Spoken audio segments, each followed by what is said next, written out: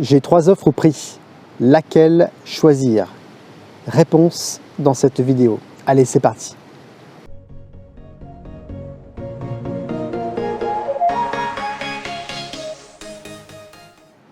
Bonjour à tous, j'espère que vous allez bien. Bienvenue dans cette nouvelle vidéo dans laquelle on va parler des offres au prix et comment justement choisir la meilleure offre.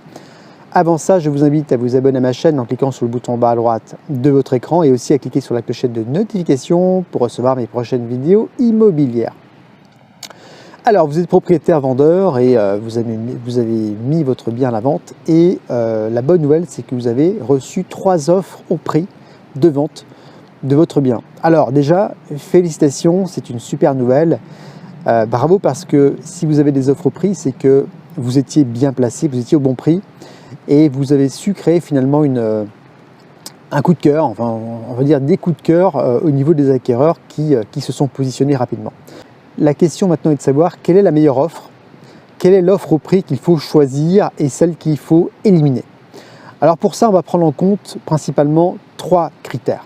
Le critère numéro 1, c'est évidemment la solidité financière du dossier acquéreur. Donc ça, évidemment, c'est le critère qu'il va falloir prendre en compte. Est-ce que, par exemple, votre acquéreur fait un crédit bancaire? Donc dans ce cas-là, on va voir finalement quel est le montant de l'apport qu'il va mettre, quelle est sa situation personnelle, est-ce que cette personne travaille, est-ce qu'il est en CDI ou pas, etc. Est-ce que cette personne a déjà fait des démarches au niveau de sa banque, au niveau de son courtier? Est-ce qu'il a eu par exemple un accord de principe de sa banque déjà? Donc tout ça, ce sont des éléments qui vont bien sûr vous rassurer, vous en tant que vendeur. Si la personne paye comptant, c'est-à-dire si la personne a les fonds pour payer sans faire de crédit, autrement dit, s'il n'y a pas de conditions suspensives d'obtention de prêt dans le compromis ou la promesse de vente, eh bien ça, c'est le Graal. Évidemment, ça, c'est top pour vous parce que, en principe, le délai de signature, le délai de vente sera plus court, puisqu'il n'y a pas de crédit à engager. Donc, il n'y a pas non plus de risque, entre guillemets, qu'il y ait un rejet au niveau du dossier médical, parce que ça aussi, c'est un élément qu'il faut prendre en compte, c'est l'assurance emprunteur. Quelquefois, on a des acquéreurs qui ne sont pas forcément en super bonne santé et qui peut-être n'auront pas leur crédit à cause de ça. Donc forcément, s'il n'y a pas de crédit, il n'y a pas de risque de cette nature. Lorsqu'il n'y a pas de conditions d'obtention de prêt, il faut privilégier ce type d'acquéreur en tout cas. Le deuxième facteur qu'il faut prendre en compte et qui peut jouer un rôle, c'est l'ordre d'arrivée de l'offre d'achat au prix. Quand on a une offre au prix, eh bien potentiellement les visites peuvent continuer si on considère que l'offre n'est pas forcément géniale ou que le dossier n'est pas génial. L'agent immobilier peut continuer à faire des visites et à collecter d'autres offres. Donc l'ordre de priorité n'est pas forcément crucial, ça peut jouer un rôle, ça démontre généralement que plus la personne se positionne vite, plus elle a été réactive, donc elle s'est mis des alertes. Donc ça veut dire que c'est une personne généralement qui est qualifiée, qui a tout fait, tout mis en œuvre pour voir votre bien en premier et pour faire une offre au prix en premier. Donc il faut prendre en compte cette réactivité, et si on a vraiment 2 dossiers qui sont super comparables et 2 super bons dossiers, c'est pour moi le second critère qui va faire la différence, c'est l'ordre d'arrivée de l'offre.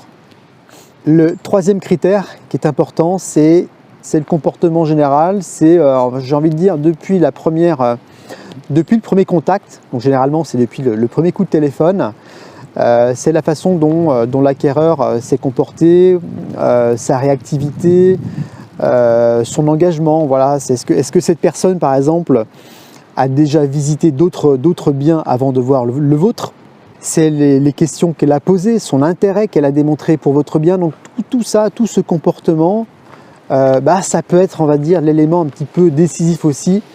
Il faut faire un choix et on va aller finalement vers la personne vers l'acquéreur qui a été le plus sympathique et qui a démontré le plus d'engagement et de motivation pour acheter votre bien immobilier. Voilà, donc ce sont finalement ces 3 paramètres qui vont faire la différence. C'est le dossier de financement en premier lieu, c'est l'ordre d'arrivée des offres, et puis c'est l'attitude générale. Donc ces 3 éléments qui vont permettre à un vendeur finalement de se décider, de choisir la meilleure offre possible. Alors après, il va rester un rôle un petit peu ingrat, c'est celui de l'agent immobilier. Ça va être super d'annoncer la bonne nouvelle à l'acquéreur dont le dossier aura été retenu. Donc ça c'est extrêmement jouissif, j'ai envie de dire. Par contre, ce qui est super ingrat, c'est d'annoncer aux personnes qui n'ont pas été retenues, leur dire écoutez, malgré votre faux prix, malgré la solidité de votre dossier de financement, je suis désolé mais votre dossier n'a pas été retenu. Certains acquéreurs vont prendre ça avec beaucoup de pragmatisme et j'ai envie de dire d'intelligence. Ils vont comprendre que finalement, voilà, ils n'ont pas fait le nécessaire, le maximum en tout cas, pour que le dossier soit retenu. Et puis, ça va leur servir en fait d'apprentissage et de leçon, on va dire, pour la suite. Et puis d'autres acquéreurs vont être un petit peu plus réticents et vont vouloir comprendre pourquoi ils n'ont pas été choisis. Et bon, voilà, ce sera un petit peu moins évident, mais en tout cas, c'est comme ça. Comme on dit, choisir, c'est éliminer aussi. Donc la bonne nouvelle, c'est qu'on le vendeur aura eu le choix, en tout cas le choix du meilleur dossier qui va lui permettre d'avancer dans son projet et de signer la vente à coup sûr. Voilà pour cette vidéo, j'espère qu'elle aura été instructive. En tout cas, je reste bien sûr à votre disposition. Si vous avez des commentaires, des questions, je vous invite à me les laisser en bas de cette vidéo. Je vous remercie pour votre écoute. Je vous invite une nouvelle fois à vous abonner à ma chaîne. Vous cliquez sur le bouton en bas à droite de votre écran et vous cliquez aussi sur la clochette de notification pour recevoir mes prochaines vidéos immobilières. Merci pour votre écoute et puis je vous dis à très bientôt dans une prochaine vidéo. Allez, bye bye.